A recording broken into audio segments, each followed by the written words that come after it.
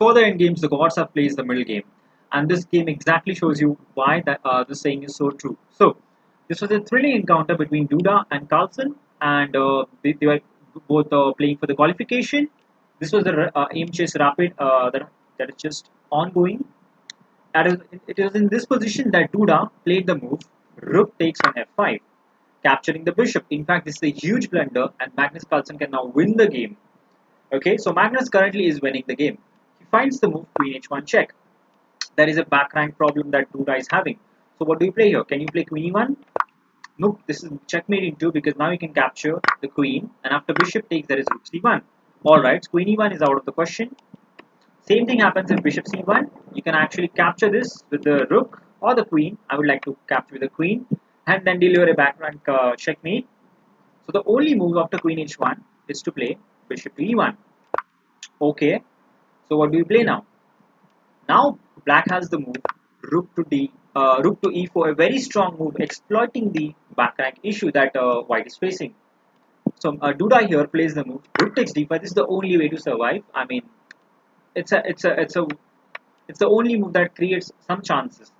And now black has a completely winning game after he plays the move king c6. Magnus did not play this move in the position. Now why is this right? Why is this winning? Let me show you an example. Okay, what happens if you check? Then your rook is dropping, so that's a problem. Your rook is hanging currently, your queen is hanging, and if your queen moves, there is a back rank issue that you have to deal with.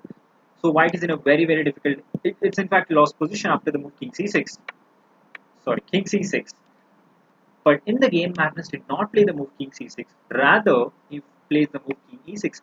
Both the moves look rather similar, right? The rook is still attacked, queen is still attacked, and there is still a back rank problem. But this is what Magnus missed. Duda now plays the move and finds the move queen to b3, an intermediate move. It's a very strong move.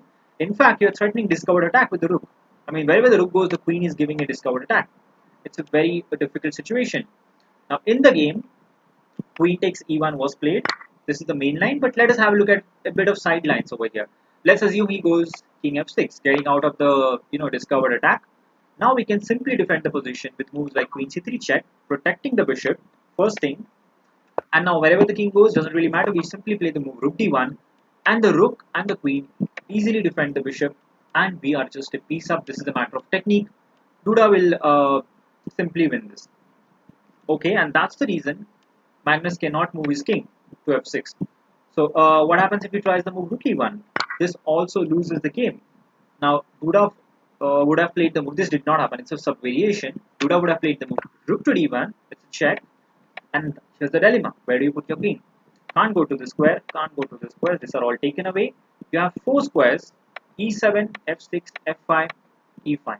Out of which 3 are losing. So if you go here, there is a fork double attack over here. Queen b4. Fine. That dark square is not possible. King f6 results into queen c3. Again, there is a double attack over here. What about this move? Same thing happens. Queen c3. Picking up the rook will be a rook up as white. So you can't go to these 3 squares. That square is taken away. The only square possible would have been king f5. And now Duda would have found the move queen c2. It's quite an easy move to find. Again, the same question. You go here or here or here. There is either queen c3 double attack, attacking the rook and the king, or queen d2. If the king goes on g5, that would be the move Duda would play, and that is just winning the rook. Okay, the question is, let's assume I play the move king to e6 here, putting the king on a light square. Is there a way to win? In fact, there is a very simple way to win now.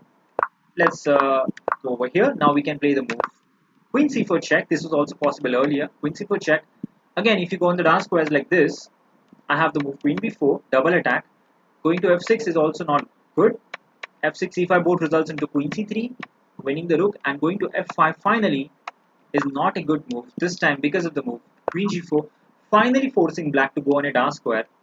Either here or here. In both cases, there is a fork. Let's say if king e5, that's losing because of queen g3, and we pick up the rook.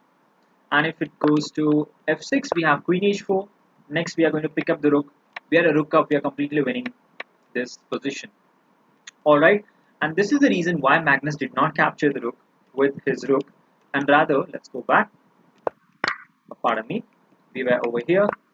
queen b3, and that's why he did not take the bishop with the rook, because that's completely losing. The exposed king is a serious problem for black. Compare that with white's king, which is also kind of terribly placed because of all the back rank issues, but he's much safer as compared, because there are no such discoveries, and there are so many tactics happening because of the exposed king of black. So in the game, he rather captured with the queen, and now material is completely equal. Rook d1 check, check over here. King has to move, king goes over here. And now white simply, because he can't really capture the queen, by the way, that's a careless move, because this rook takes e1, checkmate, back rank mate in two moves. So you have to protect your rook. Queen d5 was played, and after this move, rook c1. In fact, now because of the exposed position of the king, black is not doing great. Black is in fact in a completely losing position because of that king. And now Duda plays the move. Queen b7, picking up a pawn. This was just a single pawn, but in such kind of endgames, generally it's a draw. But king's position is a huge problem for black. In fact, Duda, after a long period of time, went on to win this game. I'm not going to show you the entire game; it's a very long game, but he went on to win this game. And this was the crux. This was the game which Magnus was unable to recover with, and that's why he went on to lose the match. And Duda qualifies.